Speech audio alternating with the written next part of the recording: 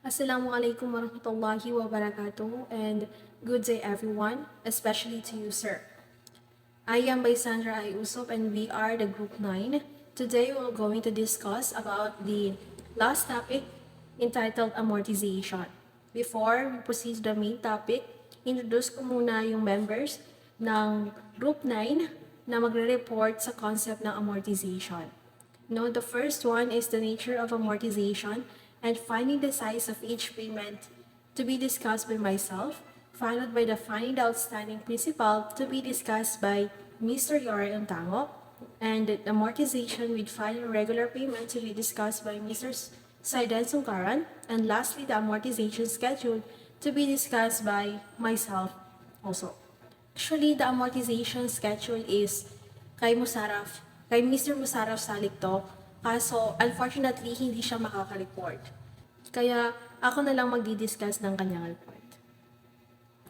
So now, let's proceed to the nature of amortization. So what this amortization means? Amortization refers to the process of liquidating by installment payments at the regular interval a loan or debt, including the interest charges.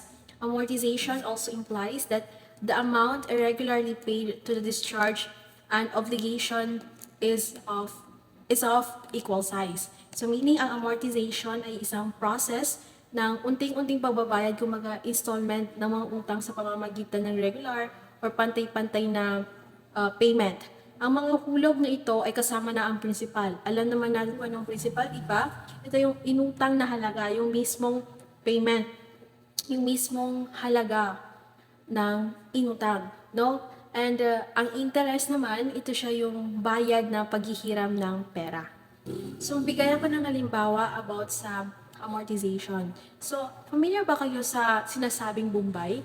Sa Pilipinas, ito sa Pilipinas, ang terminong Bombay ay madalas natin naririnig, di ba? Or madalas ginagamit kapag tinutukoy natin yung mga nagpapautang.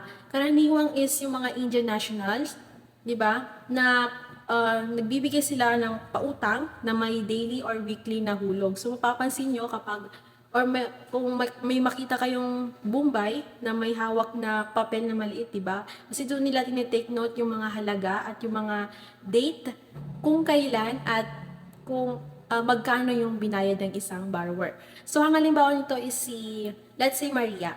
Si Maria ay nangutang ng 10,000 sa isang Bombay. Ang kasunduan ay bayaran ng utang sa loob ng 100 days na may 20% interest rate. Ibig sabihin, ang kabuuang halaga ng babayaran ni Maria ay 12,000 kasi meron tayong 20% interest. No, ang amortization sa konteksto ng pagpapautang ng Bombay kay Maria ay diretso. Bakit? Kasi ang borrower na si Maria ay nagbabayad dito ng installment. Kumbaga, meron dito it's either arawan or lingguhan. Yung arawan na hulog, sumasakop ng mga kabuuang principal at interes sa takdang panahon. In finding the size of periodic payment, one of the most important factors to consider is whether the loan is due now or due later. The concept of amortization is applicable if the loan or financial obligation issue now. No? When we are calculating the size of periodic payment, mahalaga nating isalang-alang kung ang utang ay kailangan ng bayaran kaagad. Ibig sabihin, yung date na pagkasunduan nyo is dun ka mismo magbabayad. Or ipagpaliban, I mean loan due later or next day mo babayaran or next week mo babayaran. No, may reason ka kumbaga. Ang pagkaibaan nito ay nakakaapekto sa schedule na pagbabayad at sa mga kabuuang interes sa babayaran ng buong panahon ng utang.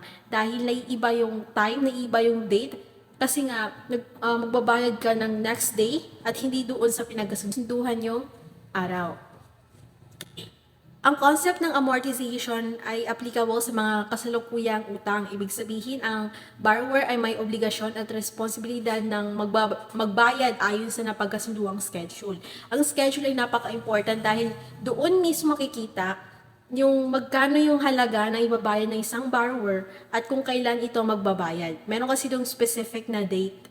Ang regular na installment na halaga na payment ay nasisiguro na ang utang ay ganap sa pagtatapos ng long term nang walang natitirang balance kahit piso. Now, let's proceed to define the size of each payment. Itong mga formulas na to nakikita nyo sa screen is na-discuss na to ng previous reporter. Kaso, i-report ko ngayon dahil kasama ito sa concept ng amortization. So first, we have the formula of ordinary annuity. So, i-remind ko ulit ha, ang ordinary annuity, ito yung unang bayad ay ginagawa sa dulo. Ibig sabihin, end ng unang period. Kapag may makita kayong problems na nagsimula siya sa end ng period is, ang gagamitin natin is yung formula ng ordinary annuity. So, the formula of ordinary annuity is A. A stands for the size of periodic payment is equal to P, the present value of annuity times I, the periodic interest rate, and all over 1 minus the quantity of 1 plus the interest rate raised to the power of n. So, ang n natin is the total compound period. Now, meron tayo ditong annuity due. So, ang annuity due is isang financial term na kabaliktaran ng ordinary annuity. Kung ang ordinary annuity is ginagawa or nagbabayad dito every end, ito naman ay every beginning. Kung baga simula pa lang ng bawat period is nagbabayad dito.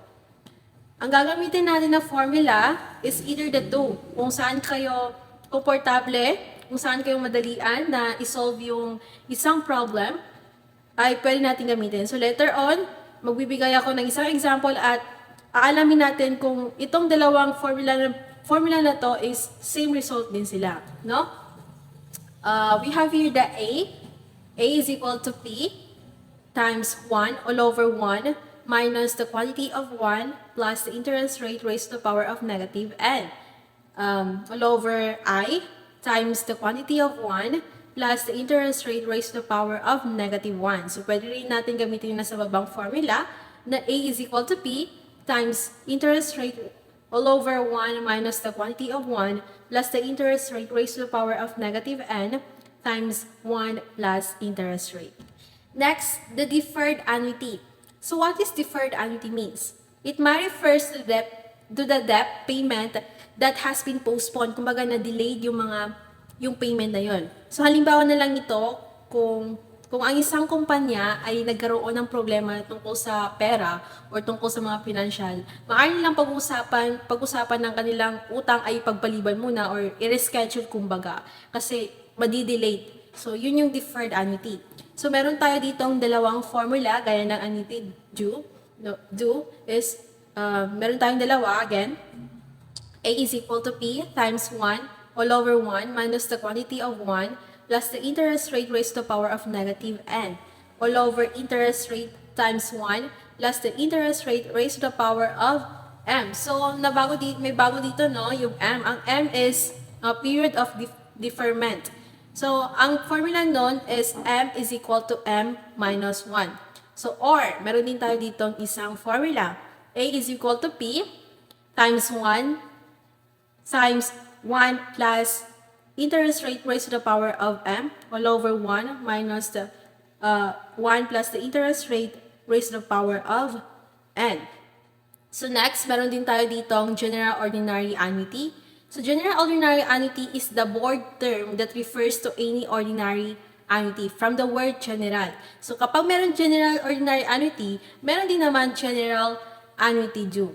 So A, sa general ordinary annuity, meron tayong ditong formula na A is equal to P all over 1 minus the quantity of 1 plus the interest rate raised to the power of negative n all over I, interest rate, times 1 minus the quantity of 1 plus the interest rate raised to the power of negative y all over I.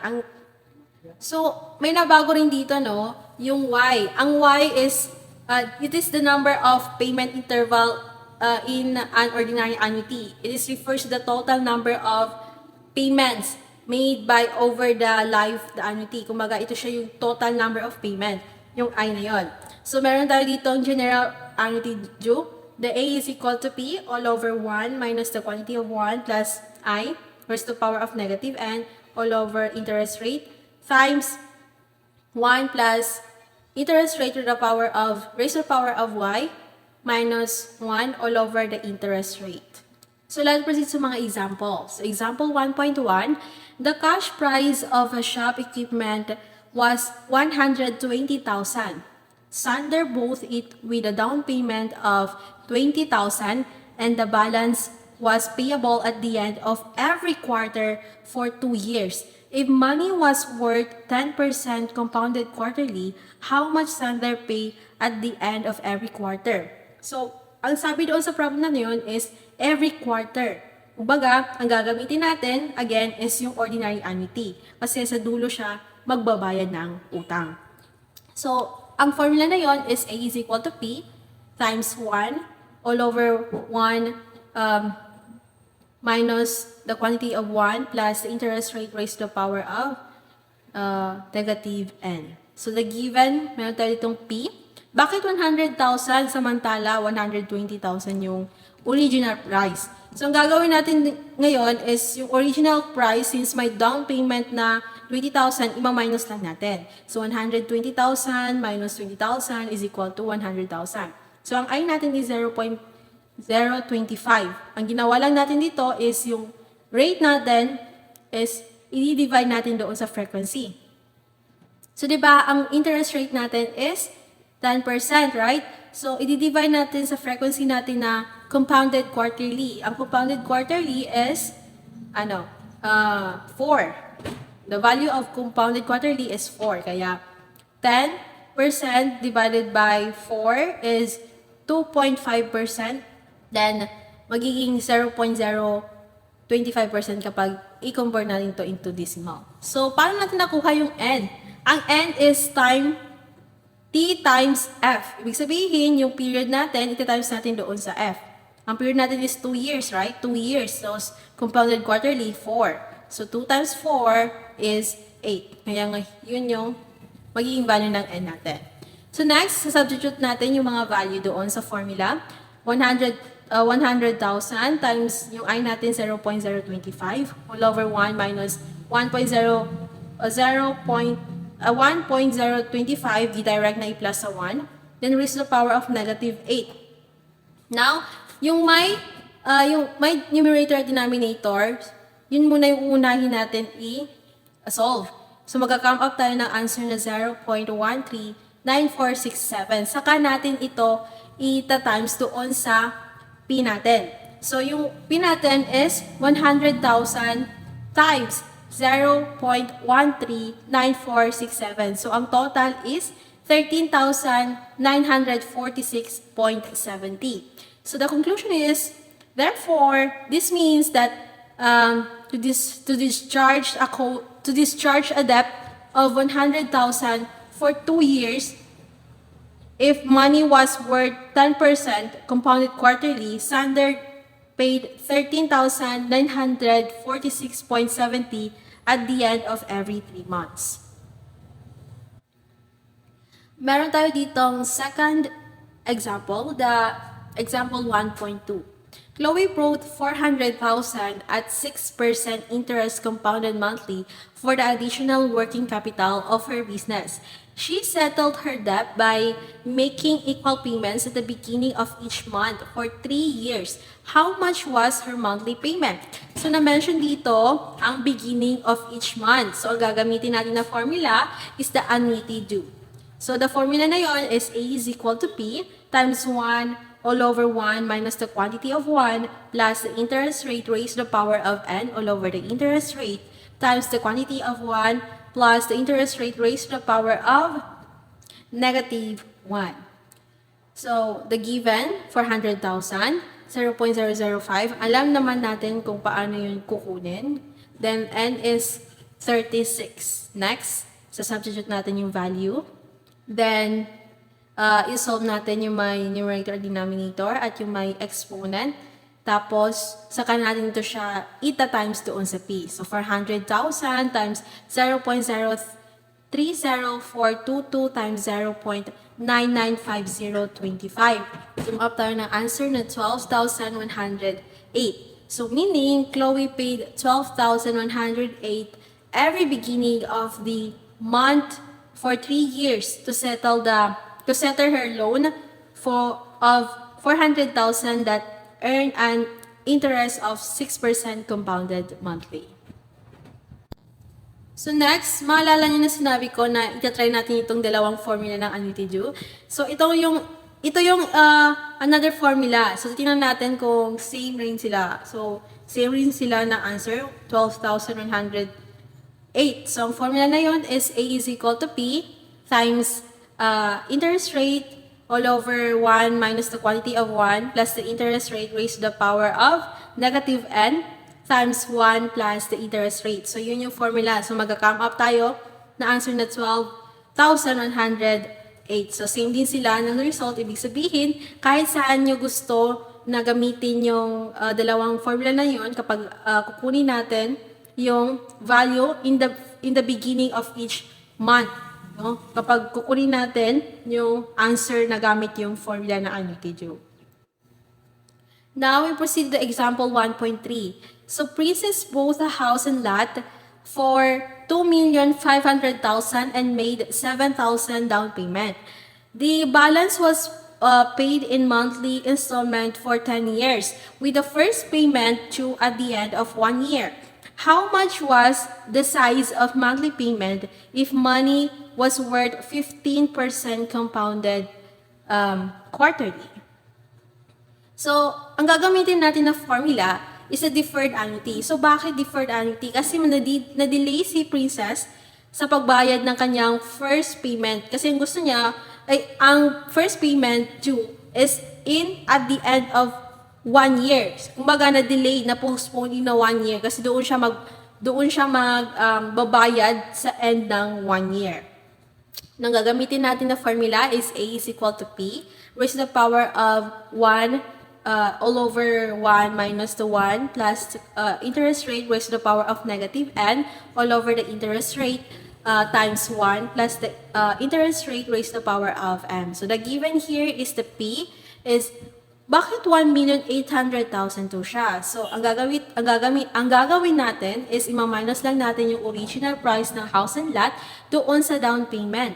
So ang house and lot na original price is 2,500,000. So, iba-minus natin sa down payment na 7,000, magiging 1,800,000. So, ang I natin is 0.0125. No, ang 0.125, ni-divide lang natin yung R divide natin yung R divided by sa frequency natin, the compounded monthly. No, ang N natin is 120 times time times F. Yung frequency natin. So, nandito naman yung M. So, ano nga ba yung M? It is a period of deferment. Ibig sabihin, yung compounded monthly, since compounded monthly ito siya, so, di ba, ang years is, ang 1 year ay, ang equivalent niya sa compounded monthly months is 12 months, di ba? So, 12. Or, the compounded monthly kasi talaga is 12 talaga yan siya. So, the formula of a period of deferment, ganyan sinabi ko nung first, pa lang is M is equal to M minus 1. So, compounded monthly, 12. 12 minus 1 is 11. Kaya, ang value ng M natin is 11.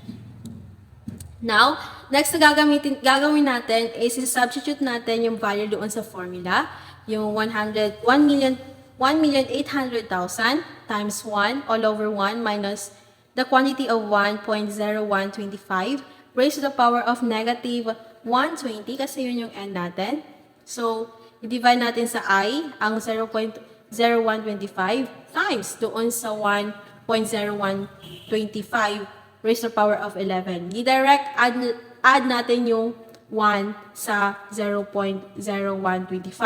So, mag-come up tayo ng answer na 1,800,000.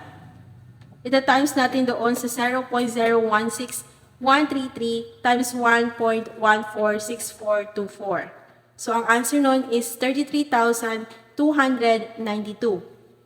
This means the size of the monthly payment that Princess needs to make is 30,292 pesos to repay the loan for the house for over the 10 years period at the specified 15% annual interval rate. Next, Di ba nasabi ko kanina na may dalawang formula ito siya. So, the next formula or the another formula ng deferred annuity is A is equal to P times the interest rate times 1 plus interest rate raised to the power of n all over 1 minus the interest rate or the 1 plus the interest rate raised to the power of negative n. So, same sa value kasi same din naman yung problem natin. Same sa value tapos isa-substitute natin. Then next, yung i-solve natin yung may numerator at denominator, saka natin to siya i-times doon sa P na 1,800,000. So, 1,800,000 times 0.018496, mag-come up tayo ng answer na 33,292. So, kapag mapapansin nyo na same sila ng result, it means pwede natin gamitin itong formula at yung naunang formula na na-discuss ko. Kung saan kayo komportable na gamitin, kung saan kayo madalian. Next, meron tayo ditong example 1.4. The example 1.4, the cost of a play machine was 3,540. It was purchased on the credit payable every end of 6 months for 2 years. If money was worth 10% compounded quarterly, find the periodic payment to settle the account. So, nabanggit dito is every end. So, ang gagamitin natin na formula is the general ordinary annuity. So, ang general ordinary annuity, again, is a board term that refers to any ordinary annuity. So, the formula na gagamitin natin is A is equal to P all over 1 minus the quantity of 1 plus the interest rate raised to the power of negative n all over the interest rate times the quantity of 1 plus the interest rate raised to the power of y minus 1 all over interest rate. So, the given is 3,540 kasi yun yung cost ng play machine. So, the interest rate natin is 0.0025. So, ang n natin is 36. So, ang y natin is 2. So, bakit 2 ito siya? So, makikita nyo sa table na ibibigay ko dyan sa screen na makikita nyo, i-divide lang yung, kung makikita nyo sa table na nalagay ko dyan sa screen, makikita nyo na meron dyan 6 divided by 3. Since 6 months to siya, and 2 years rather, 2 years, tapos i-divide natin, or 6 months, i-divide natin doon sa compounded quarterly. So, ang compounded quarterly, basta tingnan nyo lang sa screen, nandyan yung formula, i-divide lang natin yung ratio ng payment natin doon sa compounded. So, ang sinasabi kong formula is, table yun siya. Table of y, table factor of y, if I'm not mistaken. So, nandyan din sa screen, tingnan nyo lang kung paano kunin yung y. Next na gagawin natin, isa-substitute natin yung given sa formula. So, ang given ng P is 3,540 all over 1 minus the quantity of 1 plus the interest rate 0.025 raised to the power of negative 8. Sorry, dahil nasulat ko dyan sa given na n is 36. Sorry for typo. Dapat is n is 8. 8 talaga yan po siya. Kasi i-times natin yung compounded quarterly doon sa 2 years. So, magiging answer is 8.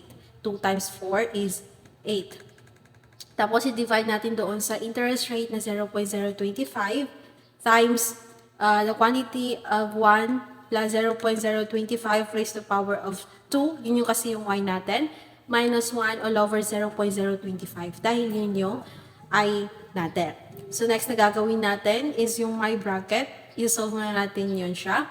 Magkakaroon tayo ng answer na 2.025. Saka natin ito siya ita-times doon sa 3,540 all over 7.170137. So, kapag na-divide natin yung my numerator denominator at may times natin yun sa 2.025, magka-come up tayo ng answer na 1,000.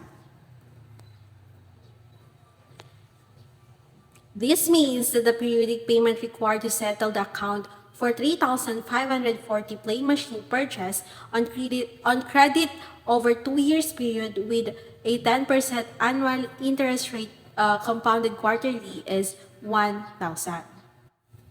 So now, meron tayong last example, 1.5. In this example, gagamitin naman natin, since nagamit natin yung general ordinary annuity, ang gagamitin naman natin is general annuity due. So, kasi beginning of quarter. So, babasahin ko muna yung problem. No, the water dispenser was selling at 7,654. Jocelyn brought it on installment basis, payable every beginning of quarter for 1 year. The first installment payment was made on the date of purchase, which was at the beginning of the quarter. If money was worth 12% compounded monthly, find the periodic payment made to fully settle the account in 1 year's time. So, yun sasabihin ko. Yung sinabi ko na gagamitin natin is yung general annuity due. So the formula of that is A is equal to P all over 1 minus the quantity of 1 plus interest rate raised to the power of negative n all over interest rate times 1 minus 1 plus interest rate raised to the power of negative y all over I. So the given is 7,654 kasi yun yung water dispenser na halaga. Then the interest rate natin is 0.01. Ang n natin is 12. Then ang y natin is 3. So makikita nyo ulit sa table na to, na sa screen nyo, ang table na to is value factor of y. Makikita nyo na i-divide lang natin yung 12 divided by 4. So, bakit 3, no? So, di ba ang compounded monthly, ang term of annuity natin is 1 year. So, ang compounded monthly natin, kapag i-convert natin sa 1 year, is magiging 1. Tapos, ang quarter natin, basta compounded quarter, ang equivalent niyan is 3. Always 3. So, i-divide lang natin yun siya. 1 or 3 divided by 1, magiging 3. So, magiging y natin is 3. Ang next na gagawin natin is substitute natin yung value doon sa formula. So, ang value natin, ang value ng P natin is 7,654 all over 1 minus the quantity of 1 plus 0.01 raised to the power of negative 12 kasi yun yung n natin. All over 0.01, the interest rate times 1 minus 1 plus 0.01 raised to the power of negative 8 kasi negative y yung formula. So, sa baba niya, all over 0.01. So, next na gagawin natin, kaya nung sa kabila, i-divide muna natin yung may denominator at numerator. Mag-come up tayo ng answer na 2.940985. Saka natin ito siya ita-times doon sa 7,654 all over 11.255077. Meaning the answer is 2,000. So this means that the periodic payment required to the fully settled account for 7,654 water dispenser purchase on installments basis over a 1-year period with a 12% amount interest rate compounded quarterly is 2,000. So actually, itong mga formula or itong mga example na sinabi ko, itakal ko ngayon, is itong mga topic na to, the ordinary annuity, the annuity due, the deferred annuity, the general ordinary annuity, and general annuity due is na-discuss na nung last previous reporters. Kung nakinig kayo, or kung naiintindihan nyo yung reports nila, is maiintindihan nyo rin yung sinasabi ko ngayon. And that's all of my report. Thank you for listening.